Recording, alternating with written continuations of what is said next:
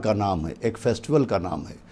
ہمارے بزرگوں نے ایام غم میں جو غم سرکار سید الشہداء کو برپا کرنے کے طریقے رائج کیے تھے، ان طریقوں میں جہاں نوحہ خوانی تھی، جہاں مرثیہ خوانی تھی، جہاں ترک لذات تھا، وہیں لباس کا بھی ایک بہت اہم کردار تھا۔ چنانچہ ہمیشہ سے واقع کربلا کے بعد سے ایام غم میں سادہ لباس اختیار کیا گیا، سیاہ لباس اختیار کیا گیا، بوسیدہ لباس اختیار کیا گیا، یہاں تک کہ نئے سیاہ رنگ کے کپڑے سلوانے کے بجائے وہ پرانے لباس جو ہمارے گھروں میں موجود رہتے تھے ہم ان کو سیاہ رنگ میں تبدیل کرتے تھے، اور انہی سیاہ لباس میں مجالس سرکار سید الشہداء میں شرکت کی جاتی تھی۔ دیکھیے جتنے بھی طریقے ماضی سے ہمارے بزرگوں نے عزائے سرکار سید الشہداء میں اختیار کیے، یہ ایک حکمت عملی کے تحت اختیار کیے گئے تھے، اور وہ حکمت عملی یہ تھی کہ ایک مشاہدے کی بات ہے کہ ایک شخص اگر سڑک پہ بیٹھا ہوا قہقہے لگا رہا ہو تو اس سے کوئی نہیں پوچھے گا تم ہنس کیوں رہو، لیکن اگر کوئی شخص گریہ کر رہا ہے تو ہر آدمی کے ذہن میں خیال آئے گا کہ یہ رو کیوں رہا ہے۔ آپ 10,000 کے قیمتی جوتے پہن کے سڑک پہ نکلیے، آپ سے کوئی نہیں پوچھے گا کہ اتنے قیمتی جوتے تم نے کیوں پہنے ہیں، لیکن 10 محرم کو جب آپ پا برہنہ نکلتے ہیں، ننگے پیر نکلتے ہیں، تو ہر شخص کے ذہن میں خیال آتا ہے کہ آخر یہ شخص ننگے پیر کیوں جا رہا ہے۔ آپ 5,000 کا عطر لگا کے سڑک پر نکلیں، آپ سے کوئی سوال نہیں کرے گا کہ تم نے خوشبو کیوں لگائی ہے۔ آپ مولا حسین کے غم میں خون بہا کے نکلیے تو ہر آدمی کے ذہن میں آئے گا کہ آخر یہ شخص خون کیوں بہا کے نکلا ہے۔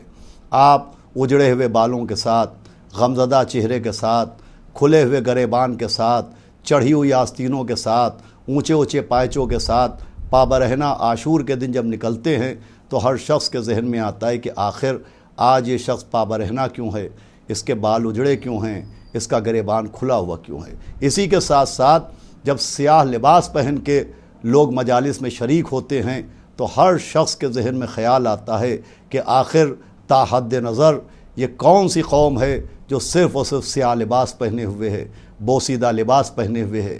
حالانکہ اس مجمع میں صاحبان ثروت بھی ہیں، اس مجمع میں صاحبان دولت بھی ہیں۔ سیاہ لباس وہ لباس ہوتا ہے جس سے دولت کا مظاہرہ نہیں ہو سکتا، سیاہ لباس کو دیکھ کے کوئی اس کی قیمت کا اندازہ نہیں لگا سکتا۔ سیاہ لباس علامت غم ہے، چنانچہ سیاہ لباس و بوسیدہ لباس بھی مولا حسین کو غم کی ترویج کے لیے دیا گیا تھا تاکہ ہر شخص یہ دیکھے کہ آخر یہ لباس کیوں پہنے ہوئے ہیں۔ دیکھیے مقصد رسومات عزا کیا ہے، ایک ہی مقصد ہے ہر رسم عزائے سرکار سید الشہداء کے پیچھے، اور وہ مقصد یہ ہے کہ دوسری قومیں عزاداران سرکار سید الشہداء کو دیکھنے کے بعد اپنے ذہن میں ایک سوال پیدا کریں کہ آخر یہ قوم رو کیوں رہی ہے، یہ سیاہ کپڑے کیوں پہنے ہوئے ہیں، یہ گریہ وزاری کیوں کر رہے ہیں۔ عزاداری کا مقصد ہے کہ ہم پوری دنیا کے لوگوں کے ذہنوں تک یہ کیوں کا لفظ پہنچا دیں۔ یہ کیوں کا لفظ پہنچانا ہمارا کام ہے، کربلا تک پہنچانا اس سوال کا کام ہے۔ عزاداری کا مقصد یہ ہے کہ ہم پوری دنیا کے کونے کونے تک مولا حسین کا حق اور مولا حسین کی مظلومی کا پیغام پہنچائیں۔ اسی کے تحت یہ سارے طریقے اختیار کیے گئے تھے۔ لیکن یہ محرم فیسٹیول کے نام سے جو ڈریسز آ رہے ہیں، اگر ہم نے اس کو بڑھاوا دیا تو آپ یقین جانیے کہ کچھ سالوں کے بعد محرم ایام غم کا نام نہیں ہوگا، محرم ایک فیسٹیول کا نام ہوگا۔ اس موقع پر آخر میں خاص طور پر میں اپنی خواتین کی خدمت میں، اپنی بہنوں کی خدمت میں، اپنی بچیوں کی خدمت میں عرض کروں گا کہ آپ اپنی ذمہ داری کو سمجھیں۔ کہیں ایسا تو نہیں ہے کہ محرم سے قبل جو آپ خریداری کرنے جاتی ہیں اور دکانداروں سے آپ یہ کہتی ہیں کہ ہمیں محرمی لباس چاہیے، ایسا تو نہیں ہے کہ آپ کی اس ڈیمانڈ کی وجہ سے، آپ کی اس مانگ کی وجہ سے ان کی ہمت میں اضافہ ہوا اور آج نوبت یہ آ گئی ہے کہ محرم فیسٹیول کے نام سے نئے ڈریسز تیار کیے جا رہے ہیں۔ خدا کے لیے آپ اپنی ذمہ داری کو پہچانیے۔ عزاداری سرکار سید الشہداء میں خواتین کا سب سے اہم کردار رہا ہے۔ کربلا کربلا سے کوفے، کوفے سے شام، شام سے مدینہ، اور مدینے سے آج اس شہر عزا لکھنؤ، اور دنیا کے کونے کونے میں جو عزاداری پہنچی ہے یہ خواتین کی محنت کا نتیجہ ہے۔ آپ کی بے پناہ قربانیاں ہیں جس کا اجر آپ کو جناب سیدہ عطا کریں گی۔ آپ اپنی گھر کی ذمہ داریاں بھی نبھاتی ہیں، آپ اپنے بچوں کو ہی پالتی ہیں، آپ اپنے شوہر کی اطاعت بھی کرتی ہیں، آپ اپنے گھر کی ذمہ داریاں ہی پوری کرتی ہیں، اور اس کے بعد بے پناہ مجالس میں آپ شرکت کرتی ہیں۔ یہ آپ کی ذمہ داری ہے کہ خدا کے لیے آپ محرم کو فیسٹول میں تبدیل نہ ہونے دیجئے۔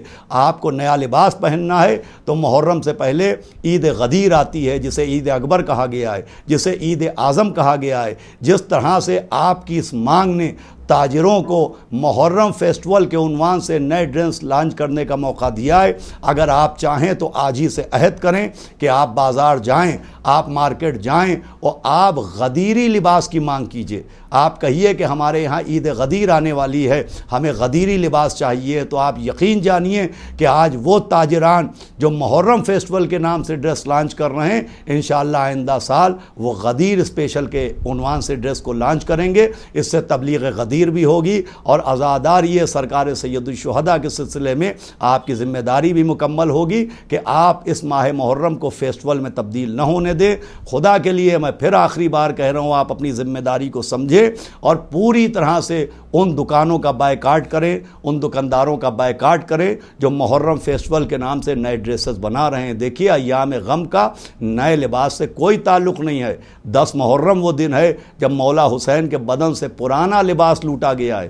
نئے لباس کا تصور عید کے دن آیا تھا، مولا حسن و مولا حسین نے نیا لباس عید کے دن بنوایا تھا۔ خدا کے لیے مولا حسین کی پسند کو مد نظر رکھیے۔ ایام غم وہ ہیں کہ جب مولا حسین کے جسم کے اوپر پرانا لباس بھی لوٹ لیا گیا تھا۔ نیا لباس عید کے دن پہنا جاتا ہے۔ اگر آپ کو محرم سے پہلے کپڑے سلوانا ہے، لباس